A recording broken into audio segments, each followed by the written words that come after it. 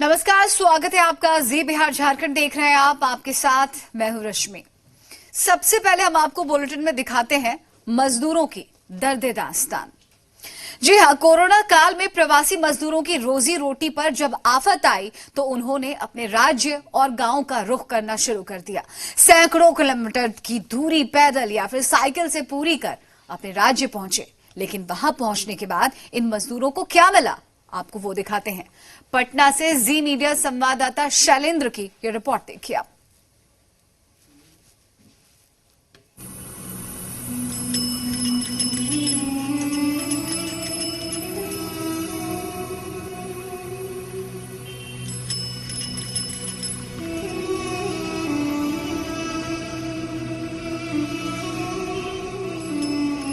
ये मजदूर मुंबई से साइकिल के जरिए आ रहे हैं। 1700 किलोमीटर का सफर कर पटना तक पहुंच चुके हैं।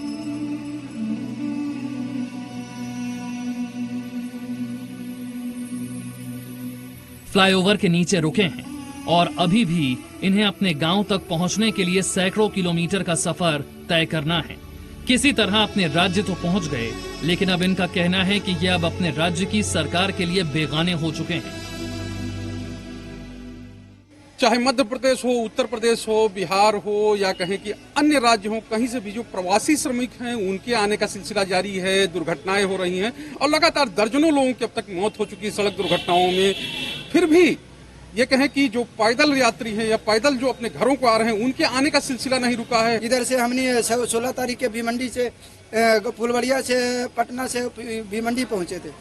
अच्छा, 16 मार्च को आप गए थे? हाँ। अच्छा, उसी समय ये कोरोना आ गया? हाँ। अच्छा, तो वहाँ इतने दिन कैसे रहे और कब चले? भूखे प्यासे लगे। सेठ लोग का ऐसा बोल बोल के भूखा है करके खाते रह गए। कहीं बढ़ता था, दूर दूर हो खिलाते थे। हम बम्बई गए हैं कमाने के लिए, तो 3 मार्च के मैं गए हैं। टेस्ट माइट के कापू लापू लगी है। अच्छा। 2 दिन वहाँ पर मैं ड्यूटी किए, तो 2 दिन के पैसा दिए, भूखल मर गए। और दुकान वाला राशन पानी देना बंद कर दिए। अच्छा। बोलता पैसा दो, पैसा मांगने लगा। हम बोला भाई हम कमेबे नहीं किए, अभी पैसा कैसे दें, अभी गाँव के हम अबे किए हैं। जब से निकले हैं, जब से 5 रुपया के डब्बा बिस्कुट कीन के वही 1 बोतल चाहे 2 बोतल पानी पी के जी रहे हैं। ट्रक पर से आए हैं। जो भी पैसा था 4,000 रुपया, जो भी पैसा था ये सब ट्रक वाला के दे दिए।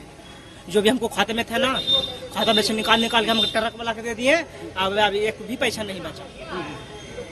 आज सुबह से अभी यही वाला खाना आप दिए, तब अभी खा रहे हैं। आज सुबह से, सुबह में कोई नहीं है।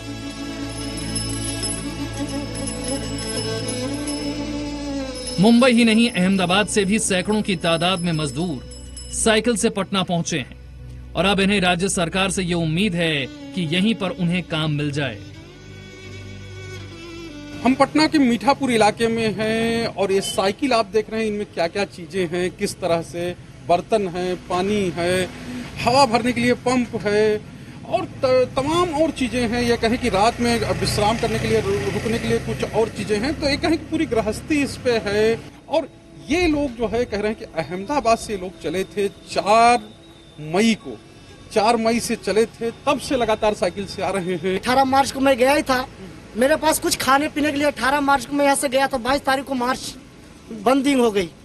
आप देख लीजिए, हमारे तपेली भी ले रखे हैं सर। प्याज होगा, तपेली होगी।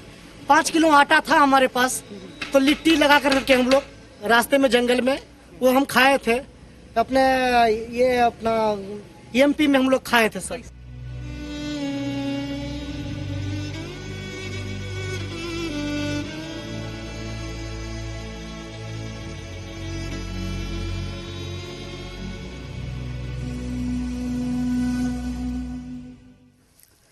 तो देश के अलग अलग हिस्सों से मजदूरों के पलायन करने की तस्वीरें सामने आ रही हैं।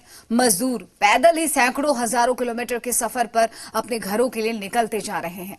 ऐसे मजदूर हादसों का भी शिकार हो रहे हैं। हरियाणा से पैदल ही बिहार जा रहे मजदूरों को उत्तर प्रदेश के मुजफ्फरनगर में बस ने रौंद डाला। उनमें से 6 की मौत हो गई।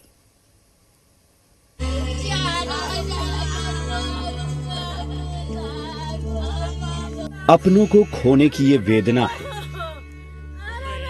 कोरोना काल में इस परिवार पर विपत्ति टूटी है। परिवार का कर्ज उतारने घर से दूर गए कमाऊ पूत अब दूर, बहुत दूर चले गए हैं, जहां से लौट कर वो नहीं आ सकते। ये तस्वीरें गोपालगंज जिले के श्रीपुर ओपी के दुलारपुर नौका टोला की है। कोरोना काल से उपजे हालातों से त्रस्त होकर इस गांव के 2 परिवारों के 6 लोग पैदल ही हरियाणा से गोपालगंज के लिए निकल गए, लेकिन रास्ते में अनहोनी उनका इंतजार कर रही थी। मुजफ्फरनगर सहारनपुर स्टेट हाईवे पर तेज रफ्तार रोडवेज बस ने उन्हें कुचल दिया। 6 में से 2 की मौत हो गई, 4 गंभीर रूप से घायल हो गए।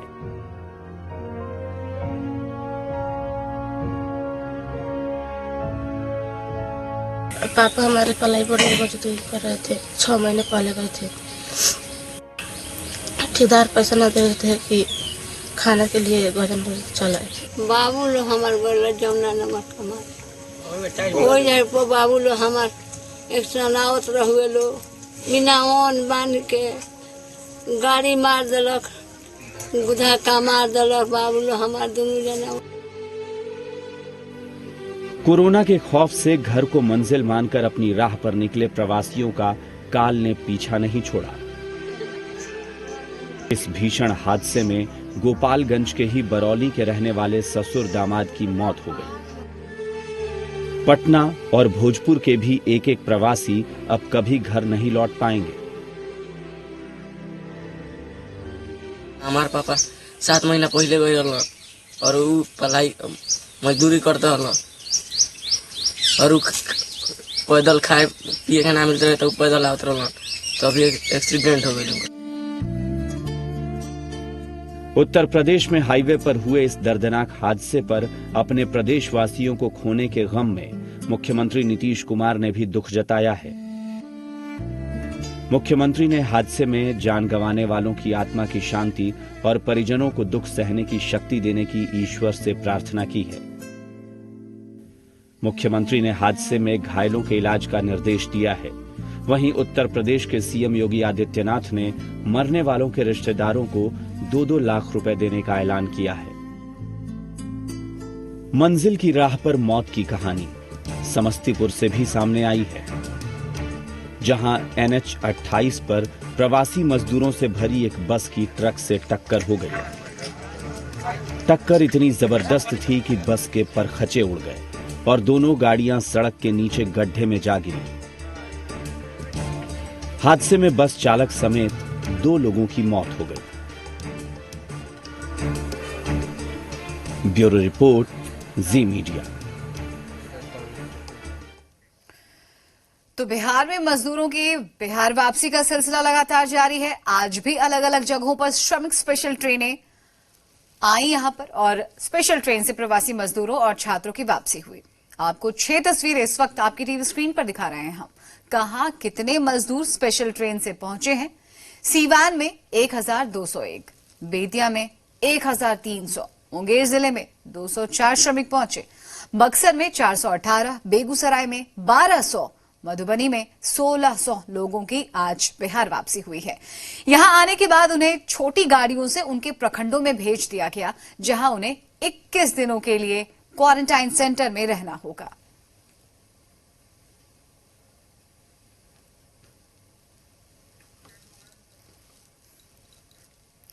तो प्रदेश में अब तक क्या है कोरोना अपडेट, ये भी हम आपको बताते हैं। दरअसल बिहार में आज 44 नए मामले सामने आए हैं, जिससे राज्य में संक्रमितों का अभी तक का आंकड़ा पहुंच चुका है 997 पर।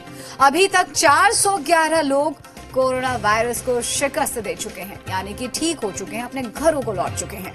7 लोगों की अब तक कोरोना वायरस की चपेट में आकर, इसके सर में आकर जान जा चुकी है, जबकि बिहार के सभी 38 जिले अब कोरोना की जद में हैं।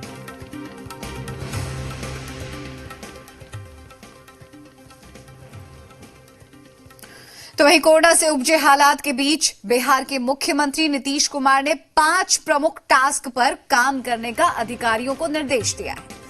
मुख्यमंत्री ने श्रमिकों को रोजगार मुहैया कराने, योग्य राशन कार्डधारी परिवारों को त्वरित सहायता राशि देने, असामयिक बारिश, एवं ओलावृष्टि से हुए फसल नुकसान के मद्देनजर कृषि इनपुट अनुदान का यथाशीघ्र वितरण, सामाजिक सुरक्षा के तहत पेंशनधारी परिवारों को राहत देने के लिए जल्द राशि भेजना और कोरोना टेस्टिंग क्षमता बढ़ाने का निर्देश दिया। वीडियो कॉन्फ्रेंसिंग में सूचना सचिव अनुपम कुमार ने कहा है कि आज दूसरे प्रदेशों से प्रवासी श्रमिकों और अन्य को लेकर 34 ट्रेनें बिहार आ रही हैं, जिनमें 50,910 लोग आ रहे हैं। शुक्रवार को 32 ट्रेनों के आने की सूचना है, जिनमें 46,795 लोगों के आने की संभावना है। प्रवासी लोगों को वापस लाने के लिए सरकार लगातार काम कर रही है। गोपालगंज और कैमूर से 2200 बसों से 65,306 प्रवासी लोगों को उनके घर तक पहुंचाया जा चुका है। अन्य जो इंस्ट्रक्शंस दिए गए उसके अलावा 5 मुख्य टास्क दिए गए थे, जिसमें था कि जो यहाँ के श्रमिक हैं उनको भी रोजगार मिले और जो बाहर से हमारे प्रवासी श्रमिक मजदूर आए हैं उनकी स्किल सर्वे के आधार पर उनको आइडेंटिफाई किया गया है। तो उसके आधार पर भी जो हमारे अभी औद्योगिक इकाइयाँ संचालित हैं उनसे मैपिंग करा के उनको रोजगार दिया जाए और जितनी जल्दी हो और जितना संभव हो उतना नई इकाइयाँ भी स्थापित करके जो भी इनोवेटिव तरीके हो सकते हैं उनको उपयोग करते हुए उन्हें भी रोजगार दिया जाए और ये हमारी इकॉनमी के लिए एक बहुत एसेट हो सकता है। वो माइग्रेंट ही है। ज्यादा पॉजिटिव केसेस आ रहे हैं, उनके टॉप 5 मैं आपको बता दे रहा हूं, जो कि 3 मई के बाद के आंकड़े हैं। दिल्ली से 114, गुजरात से 97, महाराष्ट्र से 66, वेस्ट बंगाल से 22, हरियाणा से 17, यूपी से 13। ये प्रमुख राज्य हैं जहां से माइग्रेंट्स आए हैं और उनकी टेस्टिंग हुई है और वो पॉजिटिव पाए गए हैं। चलिए आगे बढ़ते हैं। बक्सर से कांग्रेस विधायक संजय तिवारी की मुश्किलें गाड़ी से शराब बरामदगी के बाद काफी बढ़ गई हैं। पुलिस ने विधायक समेत 7 लोगों के खिलाफ शिकायत दर्ज कर ली है। वहीं इसको लेकर अब सियासत भी चरम पर है।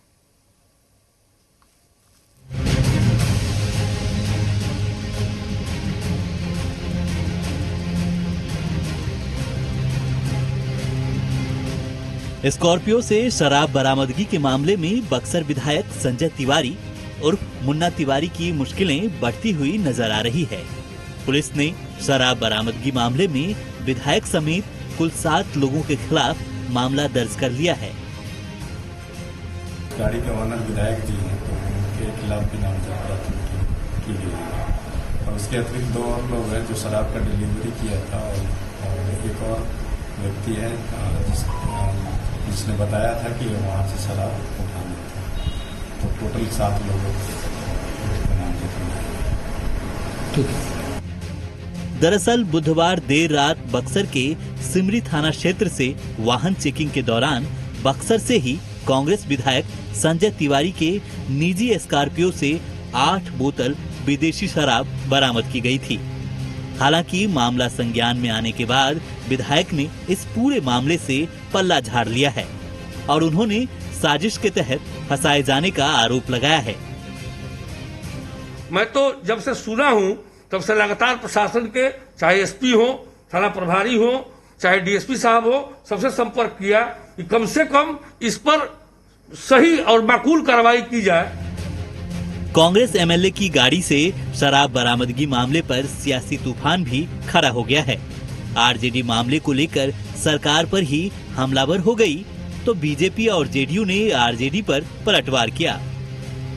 जिस तरह से आज जो है माननीय विधायकों के गाड़ी से शराब निकल रहा है, इसका मतलब है कि सरकार की तरफ से छूट है कि जो है शराब बेचो, शराब खरीदो और जो है इसका सेवन करो। दुर्भाग्य है, नीतीश कुमार जी कहाँ सोए हुए हैं। और जिस तरह के आप समझते हैं वही काम करने वाले कांग्रेस पार्टी है, इसीलिए कांग्रेस पार्टी को घून लग गया, खत्म हो गया। ऐसे लोगों को पर जो विधायक हैं सख्त से सख्त कार्रवाई करनी चाहिए। कानून अपना काम करता है, चाहे वो विधायक हो, सांसद हो, मुखिया हो, सरपंच हो, इससे मतलब नहीं है। मंतव्य देने के पहले माननीय लालू प्रसाद जी जो कैदी नंबर 3351 है, उनको पूछना चाहिए कि लालू जी गांधी मैदान में क्यों खड़ा हुए थे, क्यों संकल्प लिए थे। वो संकल्प आपका गलत था, पहले उसके लिए माफी मांगिए और कहिए कि शराबबंदी गलत कानून है।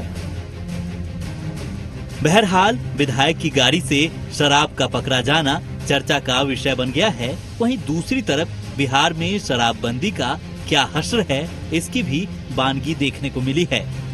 फिलहाल अन्य आरोपियों समेत माननीय विधायक पर एफआईआर दर्ज किए जाने के बाद विधायक की मुश्किलें बढ़नी तय है। बक्सर से रवि मिश्रा और पटना से रुपेंद्र के साथ ब्यूरो रिपोर्ट, जी मीडिया।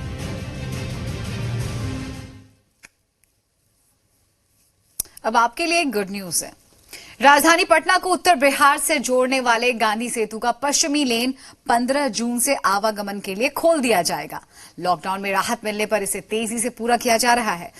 पुल के कैंटिलीवर आर्म्स डिजाइन स्ट्रक्चर को हटाकर स्टील का स्ट्रक्चर लगाकर इसे नया जीवन दिया जा रहा है। देखिए हमारी खास रिपोर्ट।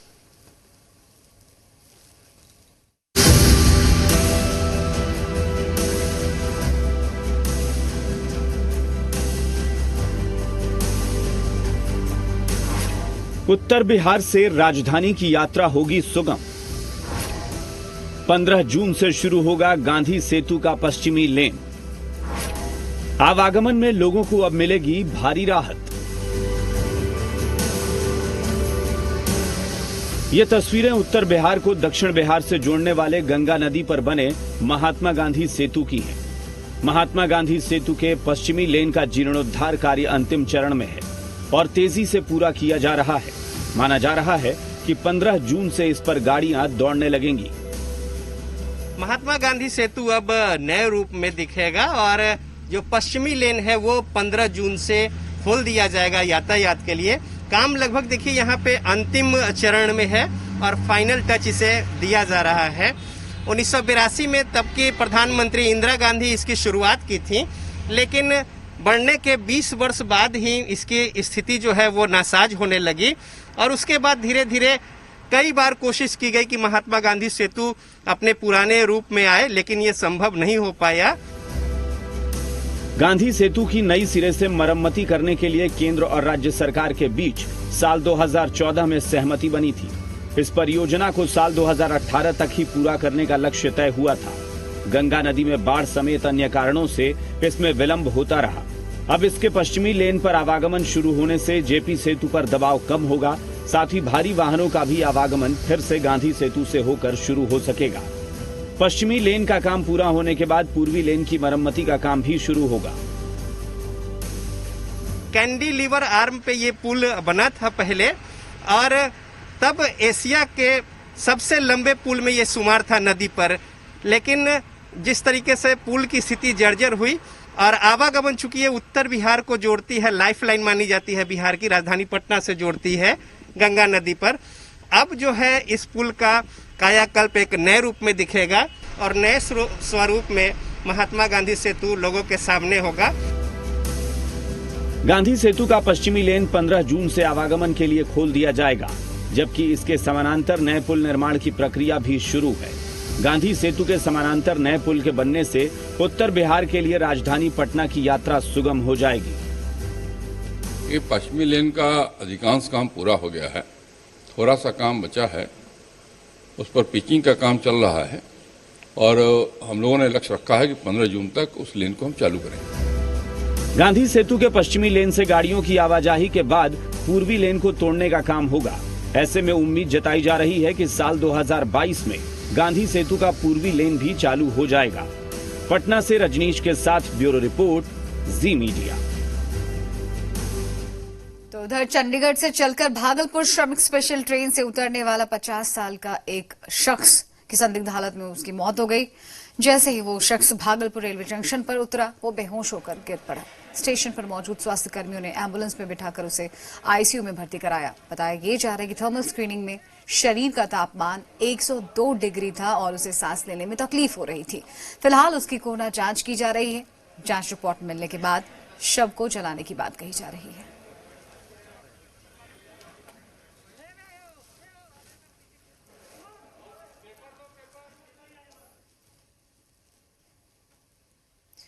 तो तो कोरोना वायरस से जंग में जीतने वाले लोगों की संख्या में भी लगातार इजाफा हो रहा है। ये अपने आप में राहत की बात है।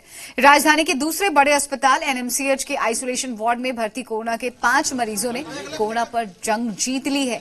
एनएमसीएच अस्पताल से अब तक 115 मरीज ठीक होकर अपने घर लौट चुके हैं।